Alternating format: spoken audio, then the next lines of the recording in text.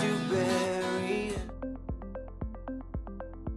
Number 20, Corey teaches the birds and the bees. Girl meets world. Sex education can either be an enlightening experience or a total hot mess. For Corey Matthews, it was the latter. Here I stand in front of you, begging you to make this easy on me.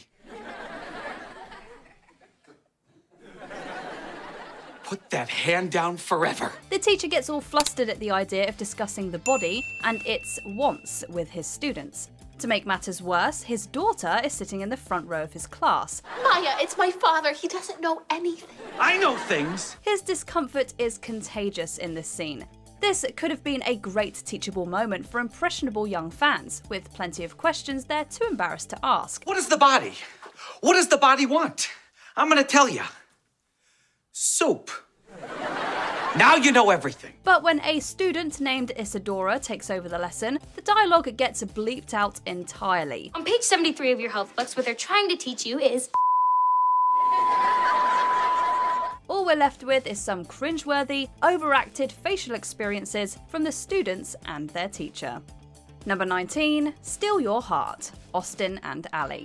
In this Season 2 episode, Austin and the gang get taken to court after Val dishonestly accuses them of stealing her song lyrics. The trial seems to be going in her favour, until the singer breaks out the most compelling bit of evidence. Hey now, baby, no doubt about it, girl, you drive me crazy. Austin bursts in, singing, dancing, and flirting with several girls. Everyone from the spectators in the gallery to the dancing judge have a ball as he continues his performance. Call me criminal, I won't deny you make me want it all. Yes, it's catchy, and yes, Austin's got some impressive moves, but can you imagine being in a court where this happened? This nonsensical number felt like a little too much for such a serious matter. If you were there, you'd probably just rule in his favour to make it all stop. Break it down so you can hide it. No matter what you do, I'm gonna steal your heart. Number 18, Maddie and Trevor's kiss. The Sweet Life of Zack and Cody. The hate-to-love trope is way overdone. But in Sweet Life, they managed to cram it all into one conversation that left us itching for the remote. Zac Efron guest stars as Trevor, a brilliant overachiever who doesn't care much about saving the environment. Maddie acts as London's brain during her date with the Merit Scholar. What do you want to do with politics? Oh, well, mayor, governor, senator, president, and then talk show host. But she comes out of hiding when he makes a rather controversial statement. So, how are you going to help the environment when you're president? Actually, I believe there are too many restrictions on developing the wilderness already. What? The pair argue, declare their hatred for each other, and kiss. Oh yeah? Well, I don't need the vote of some tree hugger. If you have it your way, there won't be any trees left to hug. Because that's obviously the next logical step after hearing, I hate you. You bleeding heart liberal! Establishment puppet! You want to kiss me as much as I want to kiss you? I'm surprised someone as smart as you would have to ask! Ashley Tisdale revealed that the actual kiss was pretty awkward too. Apparently, her co-star didn't realise that you don't use tongues on the Disney Channel. Number 17, Lizzie's bra tantrum, Lizzie McGuire. Yes, this is one of the most iconic Lizzie moments, and nothing will ever change that. But in hindsight, doesn't it make you cringe just a little? What do you need at the mall, Lizzie? Lizzie and Miranda go through the normal adolescent rite of passage of getting their first bras. For any of us who've undergone that experience, watching them cluelessly rifle through the racks is awkward enough. But there's all these numbers and letters. 32s, 34s, 36, A's, B's, C's. But the moment that makes us recoil is when Lizzie tells her mum why she's so desperate to hit them all in the first place. It's embarrassing for sure. I want a bra, okay? A bra! At the same time, we're guilty of spending our teen years quoting this moment and willingly reliving the cringe. Number 16, Miley's picture-perfect choice, Hannah Montana. We can't think of worse things than having two solid individuals hopelessly in love with you. Unfortunately, Miley was plagued by this dilemma in Season 3, when she had to choose between Jake and Jessie. I loved the song, and I love that you wrote it just for me. In a dream sequence, her mum tells her to follow her heart, but she soon learns that isn't as easy as it sounds. The moment is dramatised with Miley staring off into the distance as one of her songs plays loudly in the background. Thought you said it was easy. Listening to your heart. I thought you said it was easy. If that doesn't already feel a bit over the top, a serendipitous gust of wind blows the doors open and conveniently guides a photo into Miley's lap. It's so confusing, complicated, and consuming. Why does all this? We can't watch this without wincing. Number 15, Cody enters the pageant contest, The Sweet Life of Zack and Cody. In this episode, Cody accidentally ends up in a beauty pageant while trying to get close to another contestant.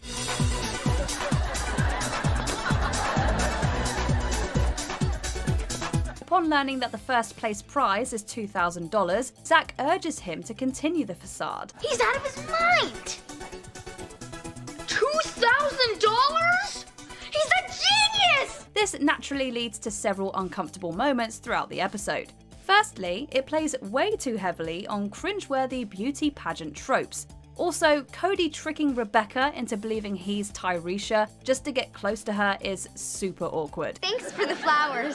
Right, because I'm Cody, the one that sent you the flowers. And we'd rather forget that slumber party scene altogether. It's so great that we can do this together. Hug. We're relieved when they're finally caught, because at least our discomfort could end. Before revisiting this episode, just be wary that it can be a painful experience. Number 14, Bet On It, High School Musical 2. Teenage angst comes in many forms, but it's not often accompanied by an admittedly catchy tune and all-around cringe-inducing dramatic dance sequence. Everybody's always talking at me.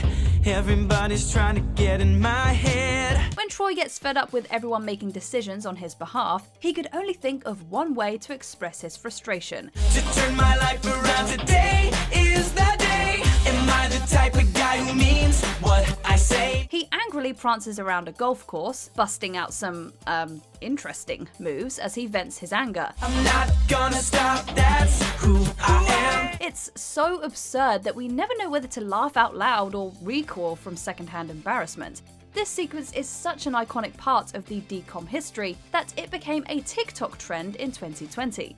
Thankfully, fans were happy to recreate some of the cringiest Bet On It moments. Bet on it, bet on it, bet on it, bet on you can. Bet on it, bet on it, bet on it, bet on it. Number 13, Lizzie unleashes her inner bad girl, Lizzie McGuire. Landing in detention just once proves to be a very slippery slope for our protagonist. Lizzie, what have you done to yourself? Take a chill pill, parents. It's just a temp. While there, she befriends her tormentor, and just like that, Lizzie's now a bad girl. By the way, cool jewels. Thanks, my parents TFO'd when they saw it. TFO, totally freaked out. Good one. Fans of the show know that Lizzie's very much a goody two-shoes and a total sweetheart, so this 180 flip just felt unnatural. High school boys? No parents? It's getting kind of warm in here. The girl who couldn't lie about going to the mall to buy a bra is fine forging notes? We don't think so. Well, the note I forged said I had a doctor's appointment, remember? I had to make it look realistic. Since the bad girl attitude just didn't suit her, we were left grimacing the entire time. It was definitely a relief to have our sweet, innocent Lizzie back by the end. But if you think you're gonna be in my band now, you're so not. And you, Lizzie McGuire, are never going to L squared. Still, the awkwardness is etched into our minds forever. Number 12, Rap Battle, Adventures in Babysitting. Oh, Disney Channel, you really went there. Did you really think a rap battle was the way to go? Step on my stage, you gotta spill your rage. My rage? This infamous scene starts out awkward enough with Jenny timidly addressing the crowd. Before we know it, she's rapping. Kids snuck out, the kitchen caught fire, the car got towed, all because she's a liar. She's also joined by the kids to form an ensemble that raps about their current predicament. This girl is ruining my life, my job, my reputation. And if we ever get home, I'm gonna need a vacation. During the impromptu performance, Jenny calls out rival babysitter Lola, faces off in a rap battle, and makes up with her nemesis, all while declaring,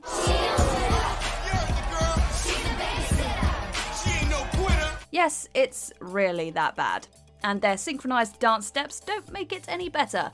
If anything, villains Tiny and Scalper did them a favour by turning up and bringing the show to an abrupt conclusion. That was amazing! Can't believe I just did that. See what happens when you just let go? The art just starts to flow. Number 11, The Alleyway. Austin and Ally.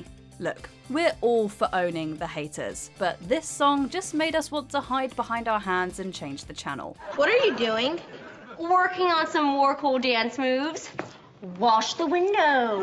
Wash the window. When Ally submits a song for the Future 5 contest, she gets made fun of due to her awful dancing. Doing things the alleyway.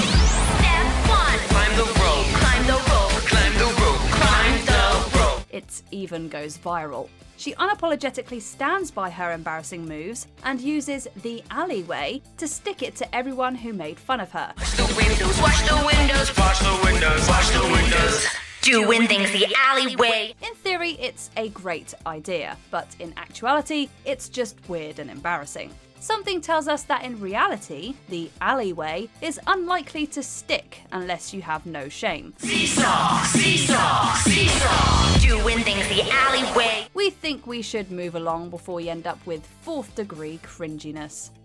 Number 10, Nothing's Wrong With Me, except this dance, Pixel Perfect. One of Disney's more underrated movies, Pixel Perfect, focuses on the Zettabytes and their new frontwoman, Loretta, who is actually a hologram.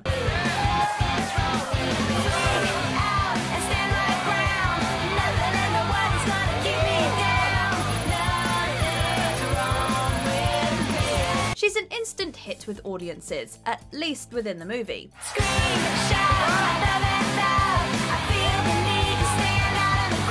For the rest of us, she's just a bit too much. Loretta is certainly talented, but her moves are very overstated and just downright unrealistic.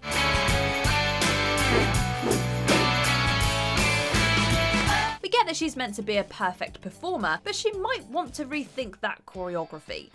What's it gonna take for you to see? To get you to notice me. We first see it in the song Nothing's Wrong With Me, which is kind of ironic given what some audience members may have been thinking at the time.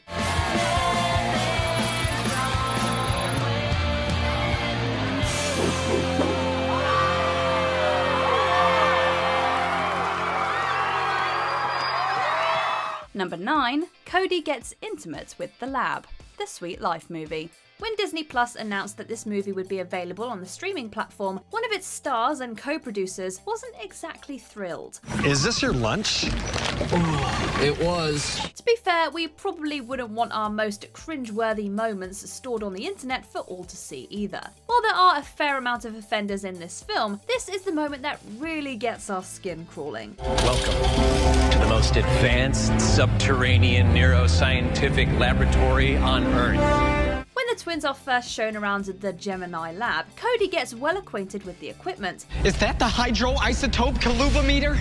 Capable of reading the undetectable electrical charges in a minuscule brainwave. Perhaps too well acquainted. I love her. Oh. Baby, don't speak. This might have gone over your head as a kid, but older audiences probably did a double take and couldn't help but grimace. Number 8, Luke's uncomfortable crush, Jessie. This episode featured as part of Disney Channel's Freaky Freakend Marathon. A package containing a magic bell arrives, unleashing chaos as everyone switches bodies.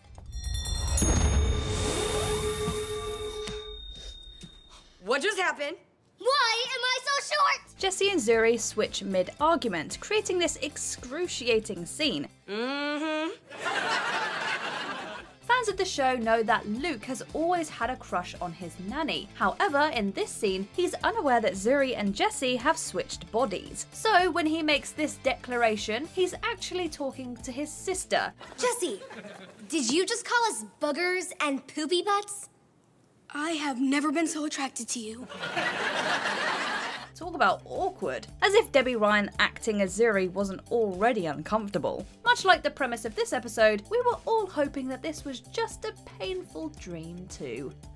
Number 7, Troy gives Gabriella his necklace, High School Musical 2. What time is it? Time of our lives. Anticipation. After that that explosive opening number, Gabriella starts to wonder whether summer vacation will be as fun as the song implied. Your summer activities consultant has arrived. Hopefully some of those activities will include a job. Somehow this provides a segue for Troy to take the next step in their very Disney Channel friendly relationship.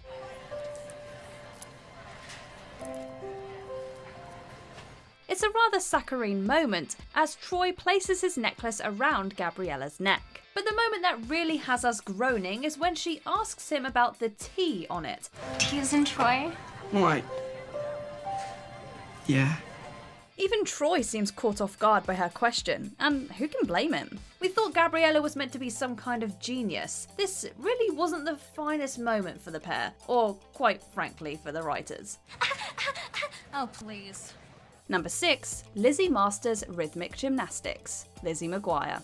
Lizzie worries that everyone but her has found a niche in which they excel. However, during gym class, she joins the ranks when she finds an activity that she's apparently amazing at. Lizzie McGuire, something amusing you? No, not really. Then amuse me with your ribbon skills. Now, we're not sure what everyone else is watching, because all we can see is the actress hopping from foot to foot while waving a ribbon.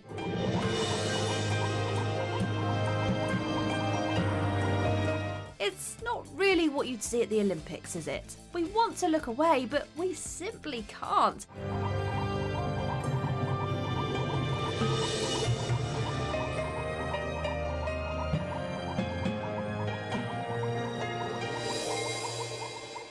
The Cringe Fest is even more baffling when you discover that Hilary Duff has previous gymnastics training and can actually do a pretty killer round-off back handspring. Oh my God, that was Number 5, the dance-off, Cadet Kelly. Kelly and Captain Jennifer Stone have been butting heads since the moment they met. You must be Captain Stone. You're on my list. Maggot. Kelly is determined to maintain her individuality, which doesn't go over all that well at military school. I'm flying back, so listen close when I'm on. You are so good at keeping me company. Things come to a head between the two after Kelly is sentenced to serve the drill team, but a dance-off helps them put their differences aside.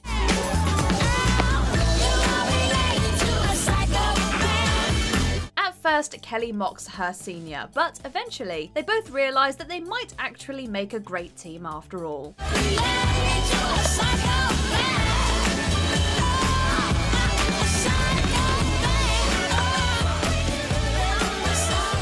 Kelly learns respect for order and authority. Jennifer learns that individuality isn't all that bad, and the audience learns just how awkward a dance-off can get. I mean, I think we could work something like that into the exhibition phase of the regionals. What? You're kidding, right? This is my solo. I don't even remember what I did. Number 4, Camp Rock challenges Camp Star. Camp Rock 2, the final jam. With Camp Rock's future in jeopardy, Mitchie rallies the others as they prepare to take on Camp Star in the Camp Wars. Camp Rock! Camp Rock!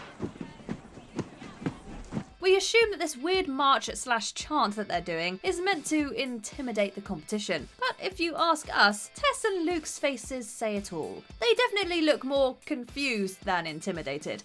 Camp Rock! And we can't help but feel embarrassed for them, especially when Mitchie smirks at the competition. Yeah, that's right. We're here on your stage. This scene hilariously became a TikTok trend, with users editing it into other scenarios. There's nothing funnier than watching the Avengers witness this cringe fest after all. Camp Rock! Camp Rock! Camp Rock! Eyes up. Number 3, awkward sibling tension, life with Derek.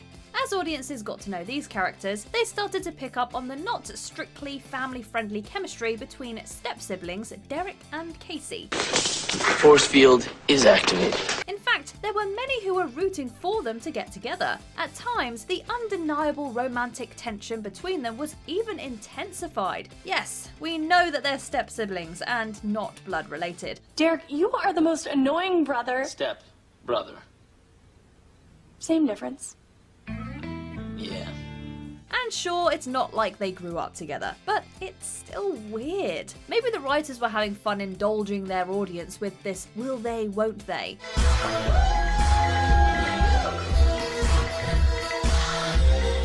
But clearly, someone at Disney thought it was too much. You might have noticed that the show wasn't included in the Disney Plus lineup. So congratulations on your victory, Casey McDonald and Derek Venturi.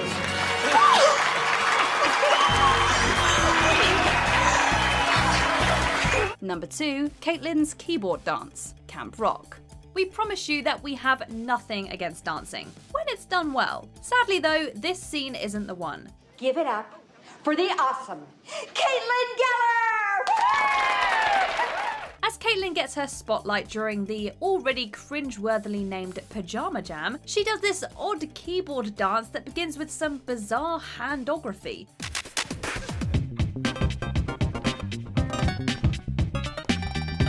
If that didn't make you squirm, then maybe Mitchie's somewhat overblown reaction did. She's really good. Were we not watching the same performance? Luckily, Tess's misplaced jealousy brings it to a quick conclusion, saving us from any further second-hand embarrassment.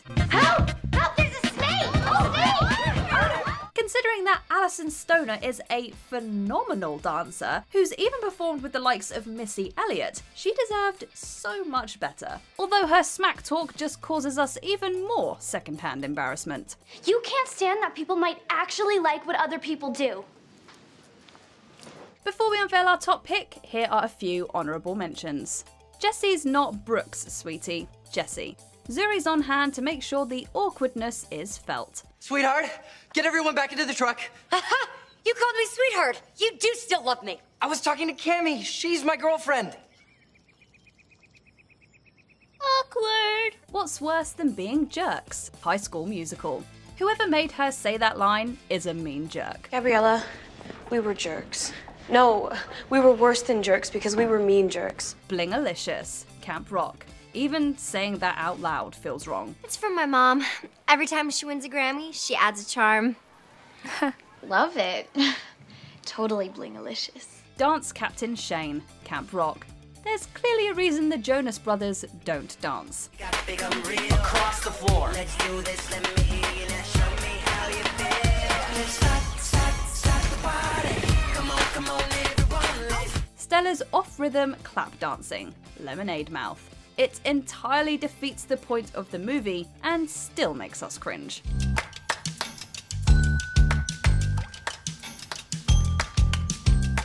Number 1, That Look. You know the one. Based on the novel Shrinking Violet, this comedy followed Tara, a shy high schooler who runs a popular podcast in the privacy of her bedroom.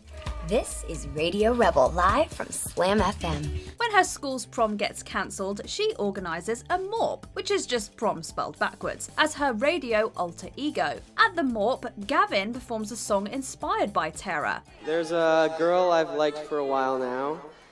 She's the kind of girl who's not afraid to ask a dancing sandwich for some help. Her reaction has gone down in infamy as one of the cringiest moments that the Disney Channel has ever put on our screens. Needed you to look through to the shadows I tried to bury.